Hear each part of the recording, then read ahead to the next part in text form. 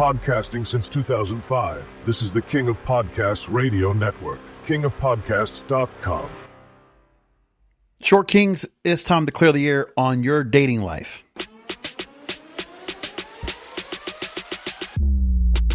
We're all a little depraved and debaucherous. Here is the King of Podcasts. Thanks for joining me on the program. Appreciate all of you joining me. For this week's episode, we delayed a little bit on the publishing of the program because of the fact that I have a special guest on with me today. I'm just going to jump right into it. And the fact that I got one of the premier dating sites and someone from said site to join me on here to go ahead and talk about various issues around non-monogamy, the evolving dynamics of relationships, how women are leading the trend in unconventional dating spaces. I'm here with the Chief Strategy Officer at Ashley Madison, shaping the company's strategic direction, emphasizing discretion, authenticity, and innovation within dating. I'm here with Paul Keable. Thanks for being on with me, Paul. Thank you so much. I really appreciate you taking time to chat with me today. I appreciate you making time. I'll tell you that my background with Ashley Madison is that I have been on the site twice. I never pulled the trigger on the subscription, not because I didn't think I would do well from it, but what I also felt was, and that's the first thing I'm going to ask about, is that on some dating sites, I mean, the intent of Ashley Madison always appealed to me, going back to when Howard Stern would go and plug it all the time on his show, right? That's where I first heard about it, and the idea was great. And it's been, Ashley Madison is an established brand. Credits. The fact that you're buying credits to go ahead and have interactions and connections with other significant others. That was the only thing that I always had a bit of a thing about. But there are sites that will do that and some that it won't. But first off the bat, for that barrier to entry, for people to go and come on in, for me, I'm one of those people that when it comes to a site like Ashley Madison, I want to be able to have that free reign access. I know part of it is probably because you want to be able to at least scale down the kind of responses that everybody gets so it's not so spammy. Tell me about that first of all, about why that handles so well for people to go ahead and subscribe and stay subscribed. Well, so as you mentioned, we work on a credit-based system, not a subscription system. So traditional singles dating sites will charge you their $40 a month, regardless of how active you are, whether or not you've made a connection, and whether you're exploring that in real life. And for those who want to maintain their, profile and their connections, that's an ongoing cost. Whereas if you come to Ashley Madison, you buy your package of credits. If you connect with a woman, or when you connect with a woman, I should say, that conversation can be free for the rest of the time you're on Ashley Madison. And what's great about this system, we find, is twofold. For men, you can come on and you choose the people a little bit more selectively in terms of who you're going to engage. And if you make a connection, like I said, your conversation can continue to be free on the site.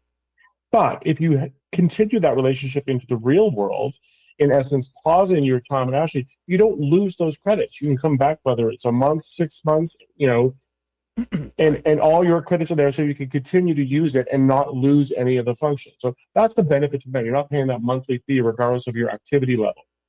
And from the women's perspective, it forces men not to play what we call the spray and pray methodology, where they'll swipe on 1,000 women a day, and in hopes of making contact with one. And that's really frustrating for women to weed through their inbox to really find who's serious. And all the feedback we receive from female daters is that our methodology is preferable in a sense, because it does limit the inbox deluge that they often get on a lot of the other sites. So from our perspective, we think it is an advantage for both men and women to use the credit system that we've employed for the past 20 plus years. So in a moment, we're going to go ahead and talk about a trend report that was released by your team called Authenticity Above All Else. It's a growing focus for members, particularly the Gen Z side, emphasizing on authenticity and personal desires and relationship structures. So in this, what I also want to figure out is that, before we get into that, about the approach that Ashley Madison has compared to what some of the other dating sites have been doing very aggressively. Because I've been reporting now for several years some of the changes that some of these sites have been doing that might be a $30 a month subscription barrier. Now they want to go ahead and say, well, there's not a lot of responses getting back, or a lot of ghosting, a lot of things where some of the other dating sites that don't follow the Ashley Madison route, they're trying to now increase the subscription rate to $500, say for Tinder or even Hinge. They're talking about they've already gone ahead and created upper tiers now to create matchmaking. And I was just thinking about the fact that I saw the movie Materialists a couple weeks ago. You know, the idea of matchmaking, is that still something a thing? But then also trying to go and incorporate matchmaking into a dating app as opposed to doing it person to person. And then the fact that if it's person to person, you got to pay such a higher barrier to even go ahead and do that. They're not going to just take anybody on. I know, because I went to one of those interviews and they want at least $3,000 a month to go ahead and get involved in that. That's too much. But when it comes to what you're doing here, Ashley Madison hasn't had to go through any gimmicks, not any real significant changes. It's been able to go and stay flux. Tell me why that is. Well, I think the biggest advantage we have is twofold. One, we're really clear and purposeful about the business that we're in. Think about the fact that our tagline is "Life is short, have an affair." So, from an unambiguous standpoint, people are very aware and clear as to why you would come to Ashley Madison. At least the primary reason, and we can get into some of the alternate reasons people have been coming to our site over the years, and that allows for clarity of purpose. And the outcome of that, from my perspective, is that we get very intentional daters coming to our site with a clear purpose, and it's been broadening over the years. But I'd still say the vast majority of people are coming for a discrete connection, and that basic community users, I think, is more authentic. I think their intentions are a little bit more clear and honest compared to a lot of other dating sites, and that's not to denigrate them. It's just that when you cast a wider net, you create a diverser set of users, and that makes matches maybe potentially a little bit more difficult. As you come to Ashley Madison, people are looking for discrete encounters, and so they're usually very clear and upfront about the nature of that encounter, the parameters of how that's going to function, and the types of people they're looking for. And so they're not wasting a lot of time. There's not going to necessarily be the kind of ghosting behavior that we see on more traditional sites, in my opinion. And from that perspective, given everything we've been through, I think that's one of the biggest reasons why we're still standing here as the #1 married dating app in the world. Yeah. So now into the report itself. So one of the areas that you're addressing right now is that you address concerns about potential deception, especially physical characteristics, because, one thing we could talk about is the fact that men and women are both notoriously, they want to go and give the best sense of self, and when they can go and hide behind the barrier of a dating app or dating site, they can put filters on. Women will go ahead and put themselves in the most, elaborate, it's like, okay, here's what they look like at a bachelorette party or at a wedding or whatever kind of function where they're just absolutely made up. But that's not representing who that person's going to be in real life. The same thing goes for guys. Okay, I can tell you that through years of dating apps, 20 plus, I go back to love at AOL. That's how far back I go to dating, okay? I'm a chronically single dater, so put it like that. And I've seen enough of the deception where, you get somebody that comes in and basically will be a catfish, or they'll have a filter on, or a picture when they look much skinnier. All those kind of things come to play, but that's something that your team actually really goes into and addresses that. So tell me about that part in terms of encouraging the most natural, honest, authentic version of someone to come onto the site and what they should do to make the best possible matches.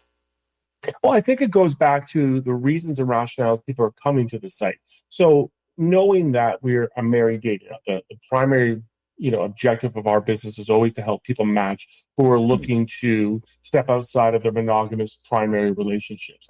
And so discretion becomes the core attribute. The key thing people are coming to our site is to use discretion to find somebody for a variety of reasons, but for the most part so that the rest of the world, and oftentimes their primary partner, are unaware of their activities. So in doing so, most people will not put up a face profile picture on their accounts. So you have to read the profile to get a sense of who this person is and what they're looking for. Now, we do have image functionality, so we do have public images that people can see, and usually you get body parts and more discrete visions of who that person might be. But then your private locker can open up later down in the conversation where I can send my key to a woman and she can see my private pictures. And the reason why we think our members are a little bit more authentic and they're not necessarily using as many of the filters and sort of subterfuge that you see on traditional dating apps is because they're not looking for a primary partner. They're not trying to present their best self. They've already done that for the most part. They've lived a life.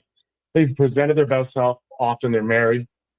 And so when they come here, they're looking to fill a very specific need, something that's missing from their life. So to pretend to be something they're not is not to their advantage, whether you're a man or a woman. And so I think authenticity becomes a hallmark of our membership because they're not trying to lure in their fantasy or best possible partner for their best possible self, because what they're looking for might be fleeting. It might be a weekend, it might be 6 months, it might be a year, but it's not going to be your primary partner. That's not the reason you're looking for Ashley Madison. And so in doing so, I think people tend to be a bit more honest about their intentions and ultimately what they look like. So in the data that's been put in this authenticity above all else 2025 trend report, one of the things that really stood out to me was the fact that, okay, the mentioning of short kings, we've said that off the top. So when women make the approach on Ashley Madison themselves, which, that's not the normal case when you have a woman that very maybe modern or independent, and they don't want to go and fall into traditional norms of, okay, get married, have children. And that's okay. That's a norm right now today. It's very obvious that we know that's how things are going to be. There's more to it besides just that thought process. But part of it is, if a woman's going to approach, you're learning something that sounds pretty clear to me. Men who are 5'8" or taller, that women will engage more with those men who are much taller, which goes to the alpha male trope. So women only are interested for those that are that are tall, that have a 6-figure income, have a, 6-pack abs, all this kind of like the thought process of like the 1%, 1/10 of 1% of men out there that will fit the role. So those guys are going to benefit most from that. But the thing was, it definitely says in viewing profiles, sending winks or sending messages, 70 to 73% of those women are engaging with men with that distinction. They have to be 5'8" or taller. So you have to remember that the average height of the American male is 5'9". So this data is actually counter to what people assume, because the majority of daters that I talk to have this perception that women will only date 6 foot and above. That's a prevailing trend that we've seen elsewhere.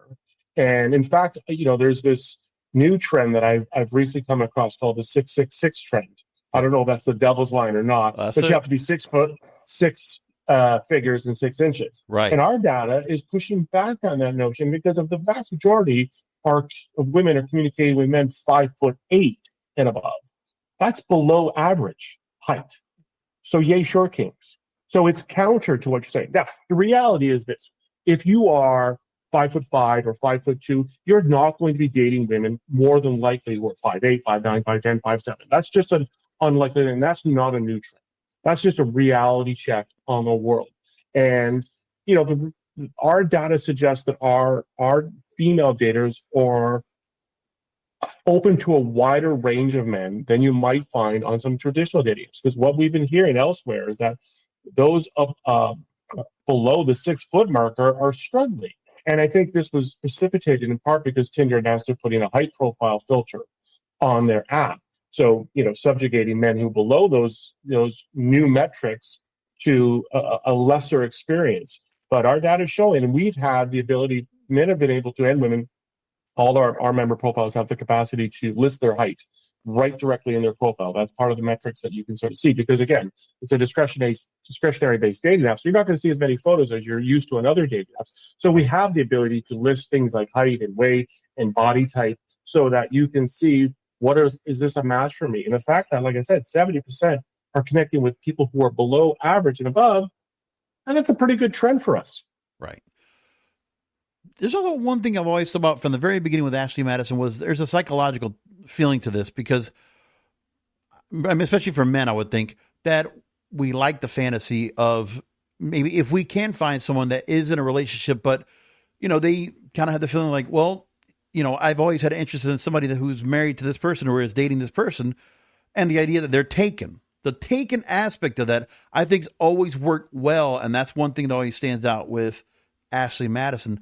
And I want to know if there's anything that you can say in terms of if there is anything that's very much a psychological feel that your data tells in that part where that is what kind of like the appeal of things.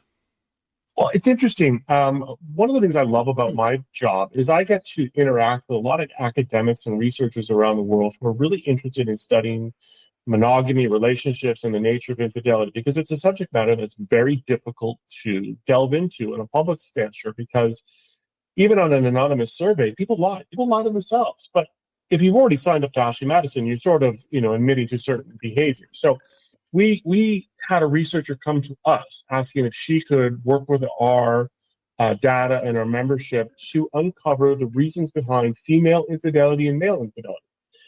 And it's quite the opposite of what people think. So it's not so much that object of desire that I can't have as a primary motivator. I'm sure there's elements of that. I've certainly heard that anecdotally. But the primary reasons are as follows. Dr. Alicia Walker from the University of Missouri did these studies, and you can find her studies. She published 2 books on her work.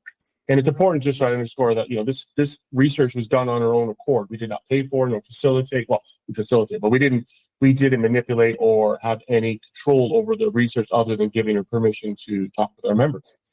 80% of the women in this research on Ashley Madison said they were coming to Ashley Madison because they were in sexless or orgasmless marriages. They were coming to outsource their intimate needs because they maintained that they loved their primary partner, they loved their life, they didn't want to disrupt that, but nor were they willing to continue on without having their physical needs met. So traditional wisdom or advice tells us that you either compromise or divorce. Both those options are kind of horrible, quite frankly.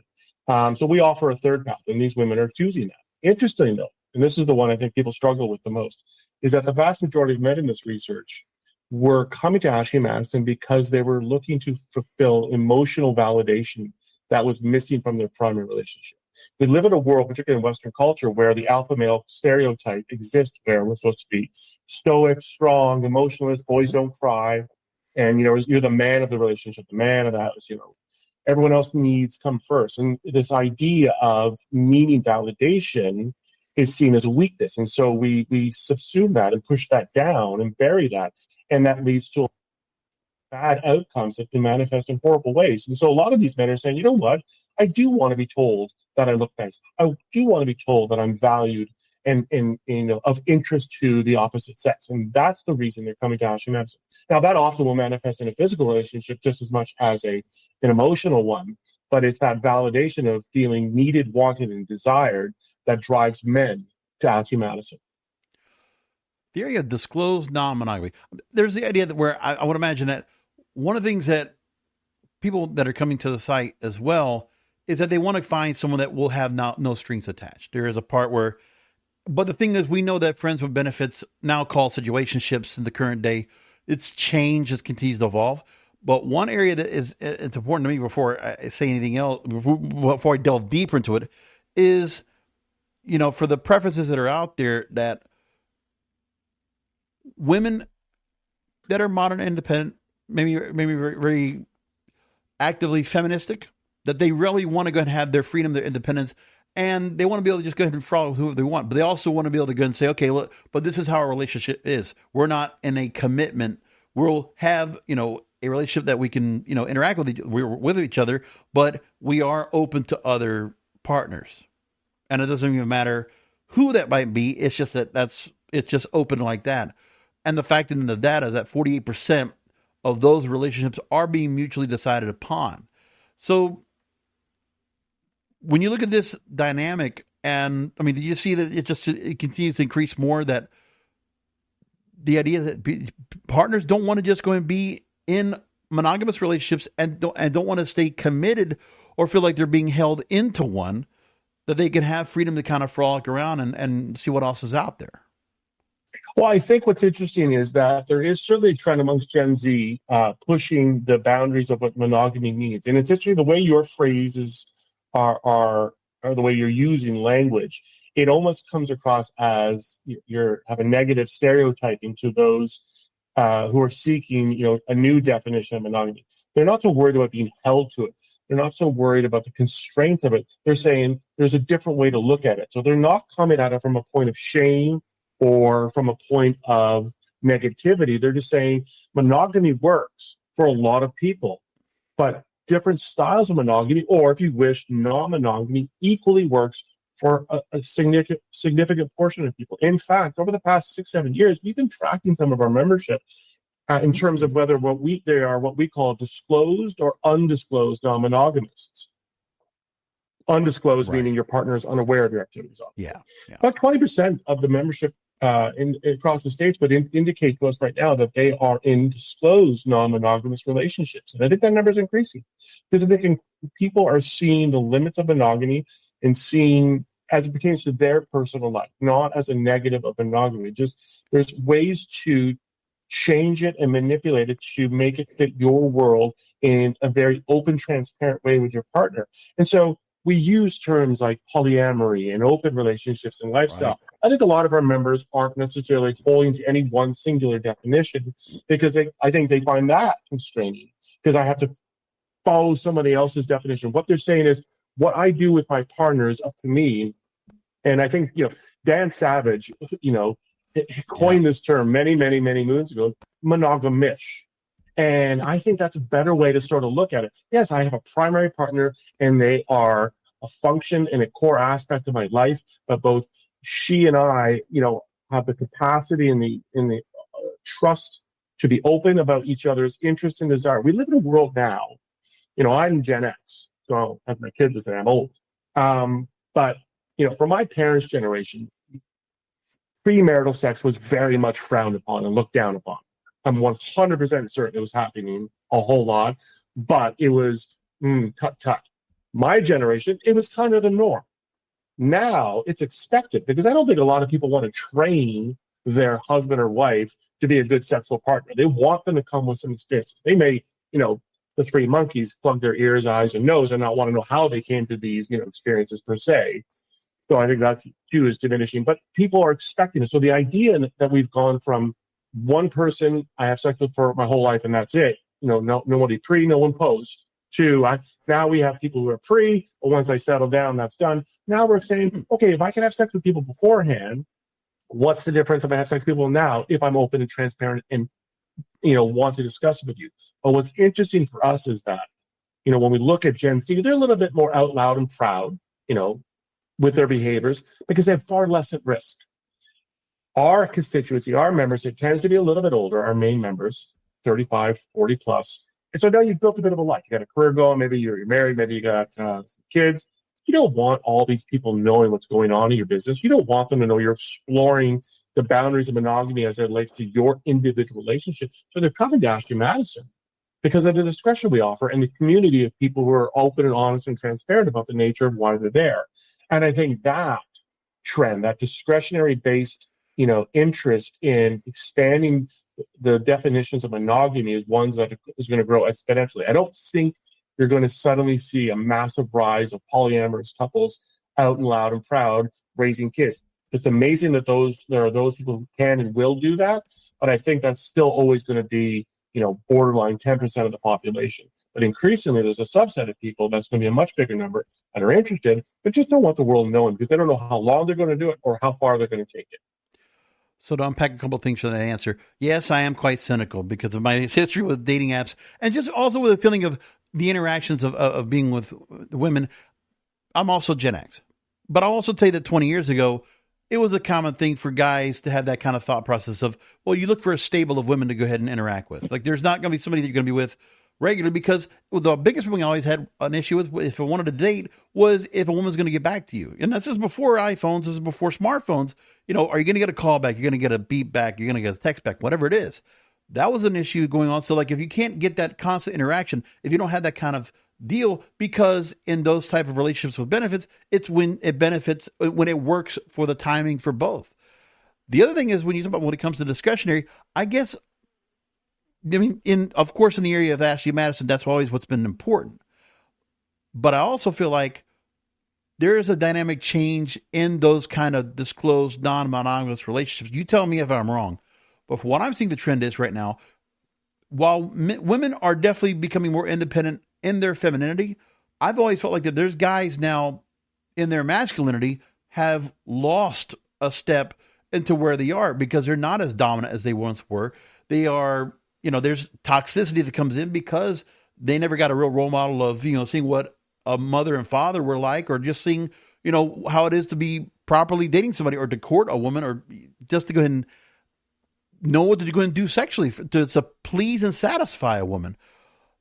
There's that part too. And I think that in those relationships, the women get more of the leverage on it because the polyamorous is going more towards the woman being the sole person to enjoy the company of, or a harem of guys that she wants of her choosing. Am I wrong about that?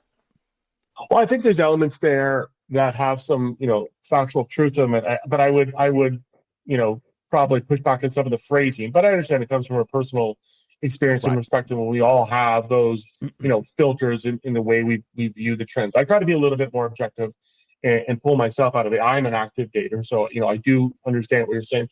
One, I'll tell you, data suggests, and this actually comes from just a brilliant writer, a woman named Wednesday Martin, that the interest in non-monogamy, or the growth of it, is definitely female-led. Women become bored of monogamy far quicker than men do. So the increase in that space is not male-driven, though a lot of people want to believe that because they all think that, I'm a guy, I can go get a lot of women, means I can sleep with a lot of women, and then I have the comfort of my partner at home. And then they do that, and then they discover that women, this is just a reality of life, have, a likely easier pathway to multiple partners versus a man for a whole variety of reasons. But I think this idea that, men are not living up to, or not getting good experiences because women, are excelling and demanding higher expectations is a really poor way to look at it. We've women for years, were on the lower end of societal norms. And what I mean by that is they were punished for all the same behaviors that men conducted. Think about it from, my business perspective, adultery. It wasn't that long ago, we literally talking to the Scarlet Letter. We were branding women as adulterers on their clothes. I'll get into that. That's a little bit long ago. But again, I'm Gen X. I'm in Canada, but I don't think these anecdotes will shift too much. In 1980, a married woman needed her husband to sign off at the bank to get her a credit card. Right. And so, we particularly since then, quality, but women clearly are at the table.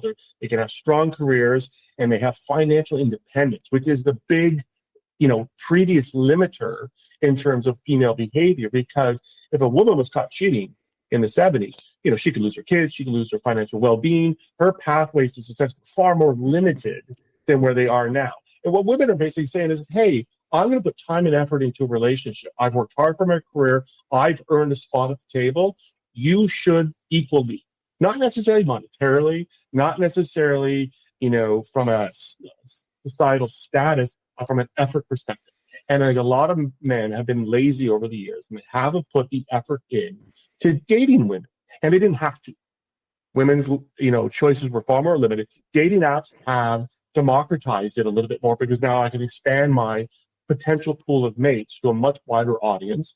And women are suddenly saying, I have a bit more control over this situation to my benefit. And men's behavior has, declined.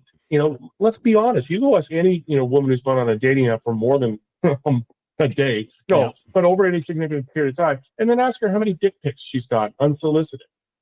That's horrible behavior.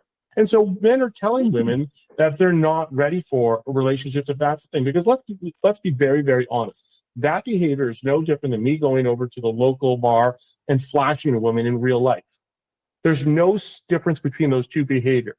One is very unequivocally illegal. One is starting to become seen as an illegal act, and it should be. Guys, don't send dick pics until she asks for them. It's just horrible behavior.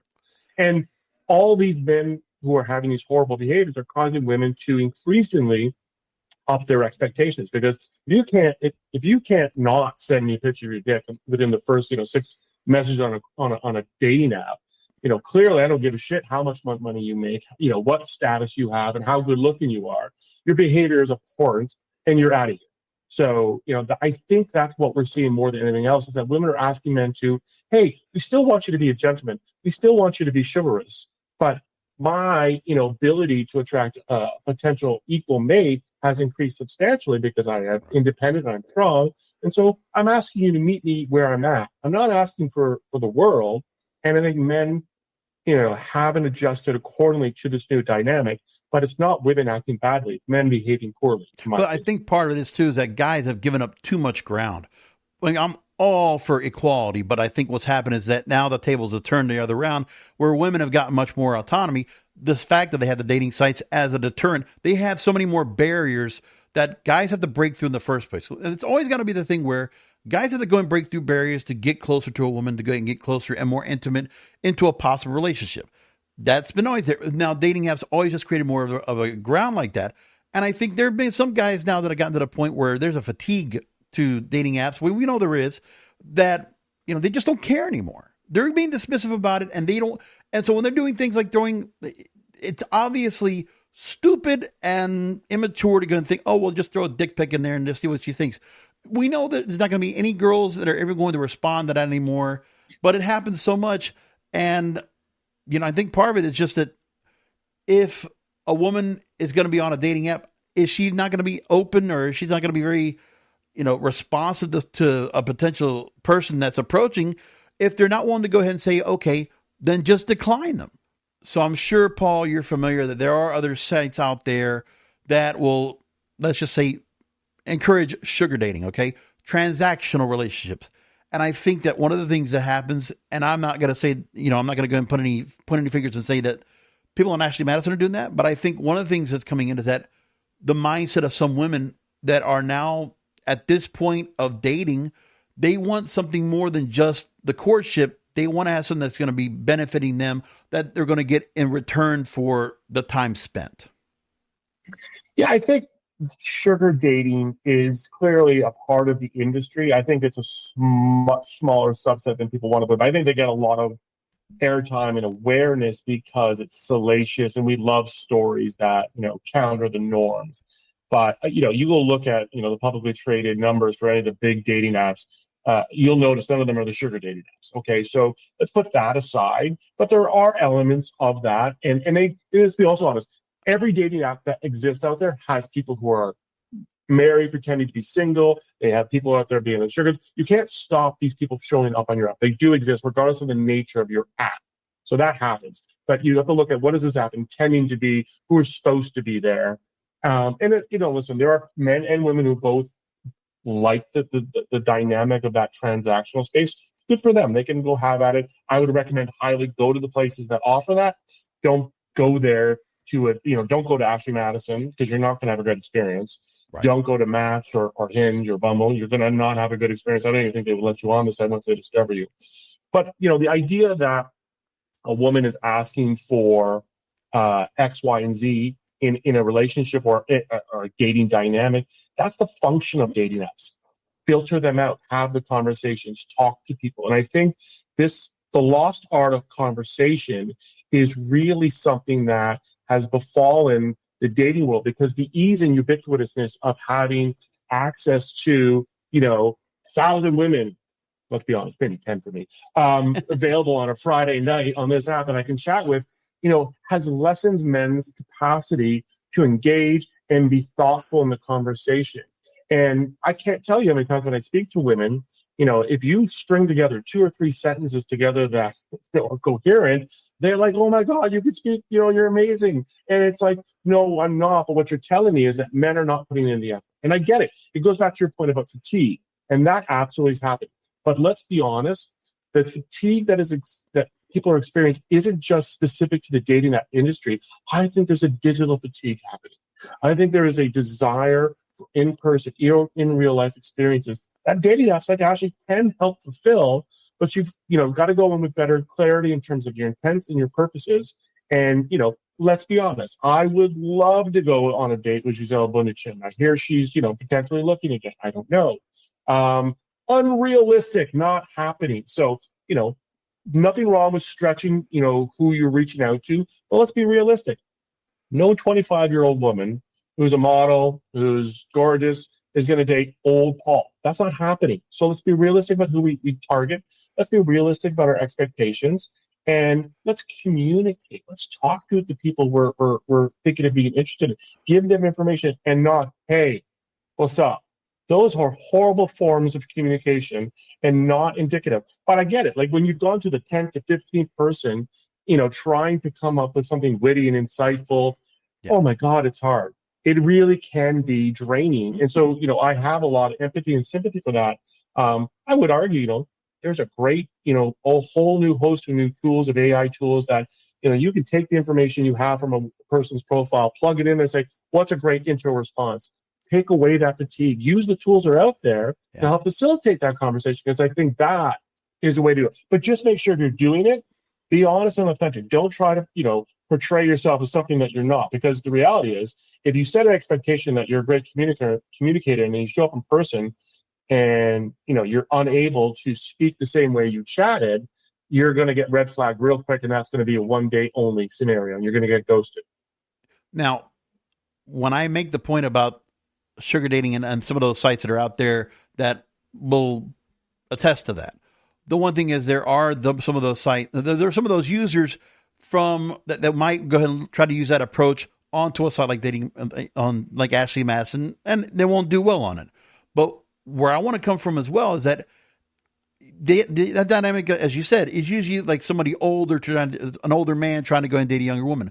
But I also have noticed that there have been times where, when it comes to just any relationship in general, if a woman feels like they have the privilege, they have a pretty privilege, or they just have a privilege as a woman, that now there's a delusional kind of feeling in some cases, because social media has amplified it, that women don't just need to go ahead and just be taken out to a nice dinner. They should be expecting more.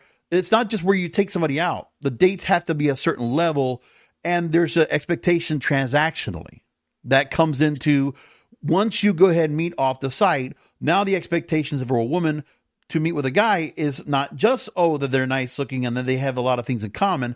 There's going to be something more. And that's how the dynamic comes out off the site. Of course, that's not what you're going to have on the site. But when it gets taken out to real life, I feel like that's something that women might be expecting as much as they can, finding a good man out there, that they want something more because it's been allowed. It's acceptable now. I don't think the idea of wanting, a nice first date is a bad idea. It really depends on your definitions. And I would argue, those are the kind of things you want to discuss pre-first date, whether that's on the app or you've transferred in real life, or stage a phone call and, hear that person's voice and say, I'd love to take you for dinner. These are some of my favorite restaurants. What part of town are you in? And validate, because if you say, I want to go to this local franchise chain restaurant because it's your favorite, and that's great. And she's like, absolutely not. I'm only going to, the best steak houses in the city. Nothing wrong with that either. But she will tell you her expectations, and you can determine, like, is that something that I'm willing to do? Is that something that's interesting? If a person tells you that that's their expectation, that's not a bad thing. Mm-hmm. They're telling you who they are. And if that's not a good match for you, regardless of how beautiful she is and how she meets every one of your other parameters, that's a moment where you've got to step back and say, hold on. Okay, that's amazing. She wants to go there. It's not my jam.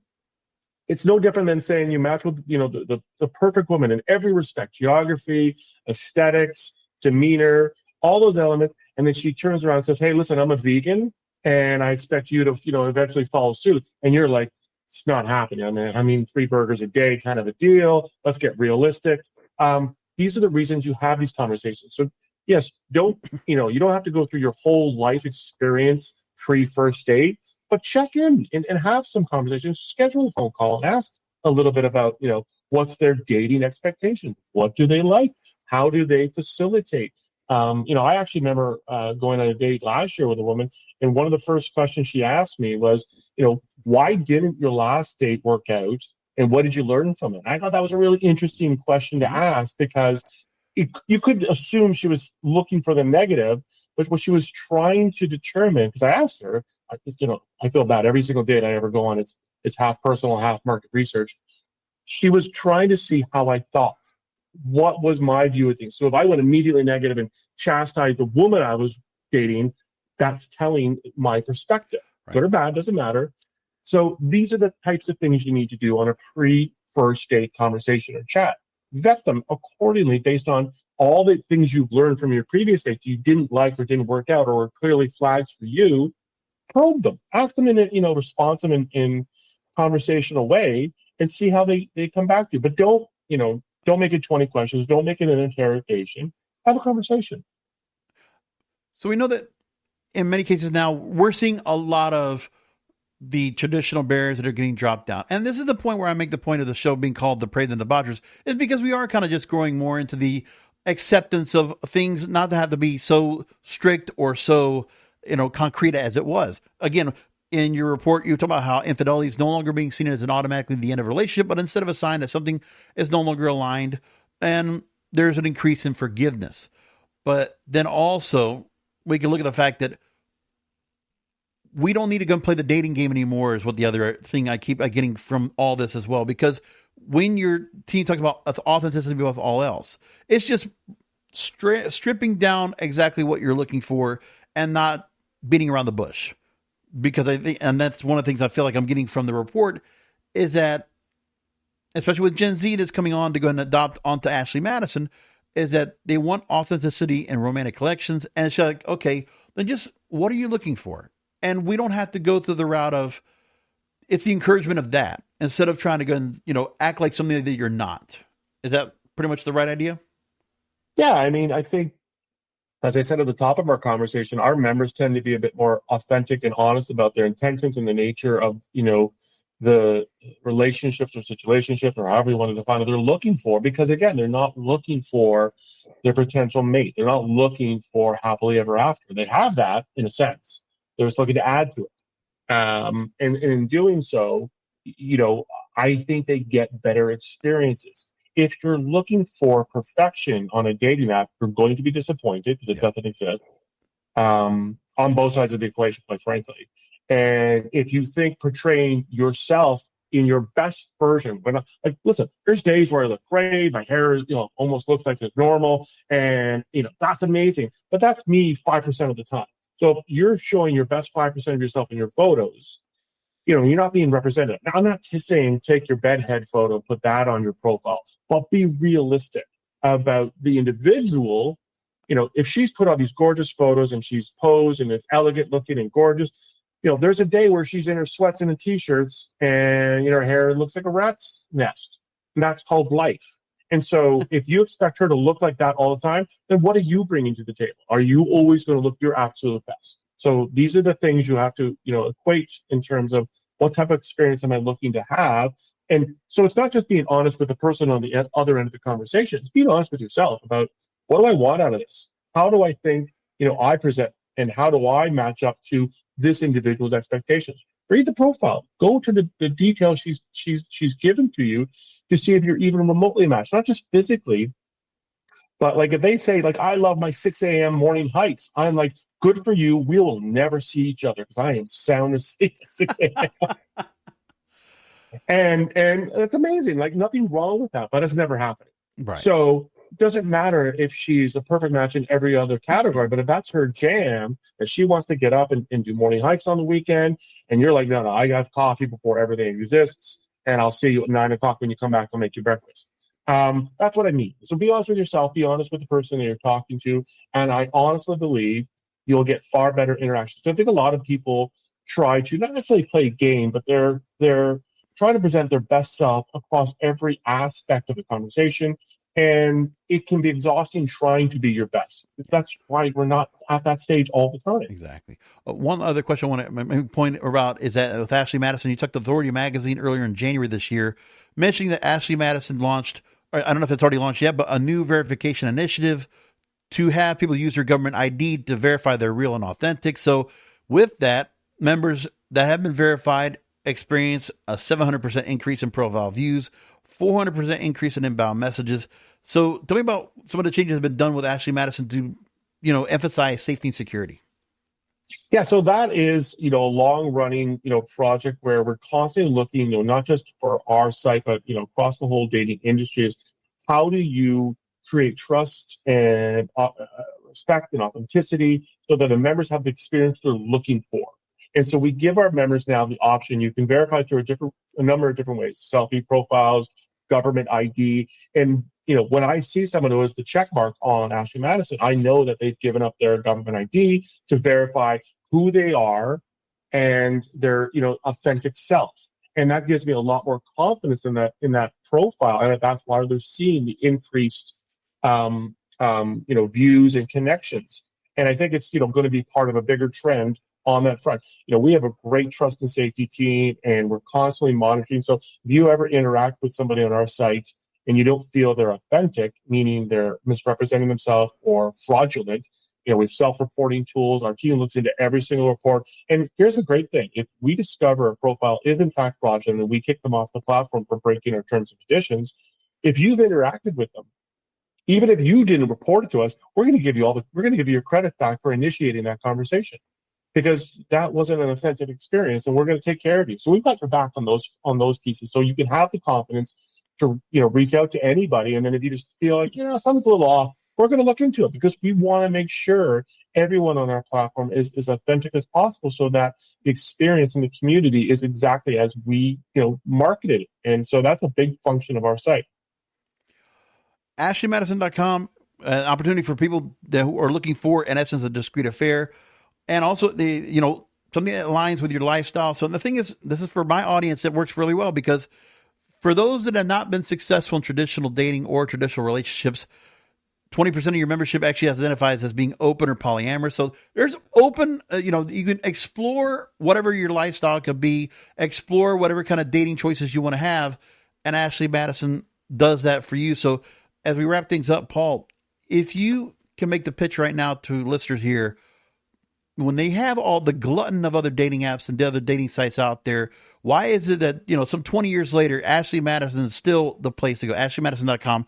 Why would people still keep having to go there? Because people are seeing success. How would you say why that is? I think it's really, like I said earlier, twofold. One, we're very clear about the nature of our business. We're not ambiguous, and we're not trying to be something for everybody. We're not everything to everybody. We're very clear. Life is short, have an affair. And that might change over the next 12, 18, 24 months as we continue to sort of focus on the discretion that is what is at the core of our business. But because of those clarity of purpose and clarity of intent, we've attracted a base of people. We've had more than 90 people join our site since we've launched. And in doing so, we've created a community of people who really understand, how trust, authentic intentions can build a far better online dating experience. And so I'd encourage anybody, it's free to sign up and check out, profiles in your general area. And then, you can buy a whole host of credit packages starting at $9.99 and dip your toes and see how far you want to explore. Really appreciate it. Paul Keable, Chief Strategy Officer at Ashley Madison. Thanks for spending most of the hour here with me to join me on the Depraved and the Debaucherous. I really appreciate you talking to me. I know, listen, I got a cynical mind to it. I mean, there's a lot of my mindset, but I appreciate you kind of putting everything in perspective. I really appreciate you taking time out. My pleasure. And we'll leave it like that. So thank you, listeners, for listening in. And, check out the website for yourself and find out, because it is a place where you can be absolutely depraved and debaucherous.